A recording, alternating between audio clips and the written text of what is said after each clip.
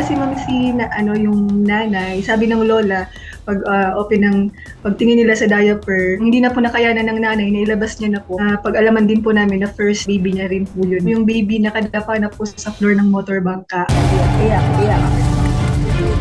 Iyak, iyak. Iyak, iyak, iyak. Iyak, iyak, iyak.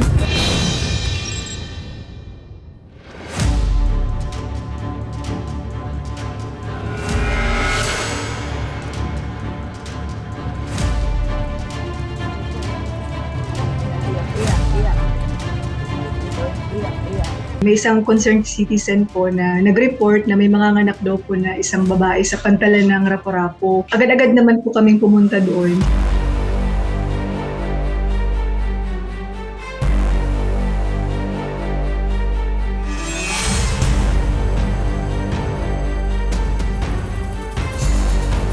Bigla na lang daw po ma'am lumabas yung baby. Pag open ng, nakadiaper kasi ma'am yung nanay, sabi ng lola, pagtingin nila sa diaper, hindi na po nakayanan ng nanay na ilabas niya na po. Pag-alaman din po namin na first baby niya rin po yun.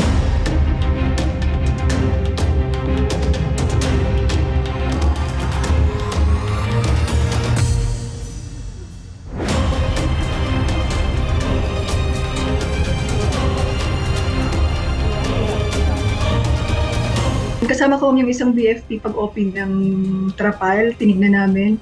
Nakita namin ma'am yung nanay, responsive naman. And yung baby ma'am, nakita namin ma'am nakadapa sa floor ng motor bangka. Nag-decide po kami nung si Sir BFP, first aid kasi stable naman po yung nanay. Bago namin po i-transfer po muna sa hospital. Iyak, iyak, iyak. Nakakaawa tignan. Ang ginawa po ni Sir BFP ma'am, kinarga niya po yung baby habang nakaupo siya. And then ako po yung nag-perform ng CPR po sa baby.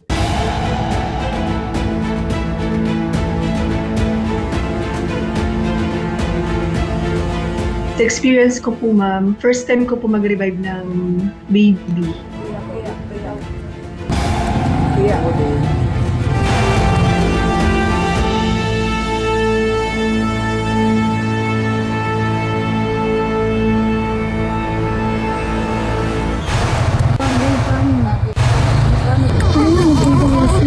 Baby. Nice, nice, come on. Nice, good. Kulit pa.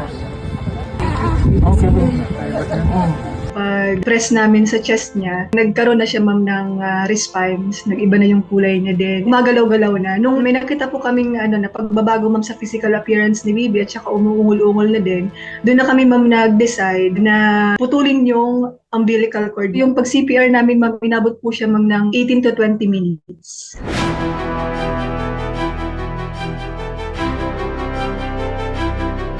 Sumabay po kami ma'am papunta sa Rapo-Rapo District Hospital.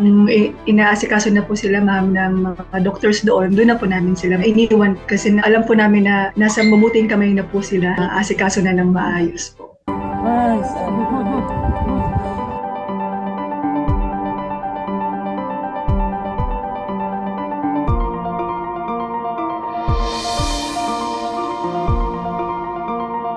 Inaumagahan ma'am, dinalaw namin. Sobrang tuwa po namin kasi iyakin na yung baby, healthy, tapos okay na rin po yung nanay. Tapos ngayon po ma'am, nalaman po namin ma'am na nakauwi na po sila sa Barangay Binusawan, Rapo-Rapo, Albay po. Bilang isa na rin pong ina, naisip ko ma'am yung baby ko parang yung baby ko yung paano na lang yung baby ko pag gano'n na din nakalagayan. So hindi po kami ma'am nawala ng pag-asa na ma-save yung baby.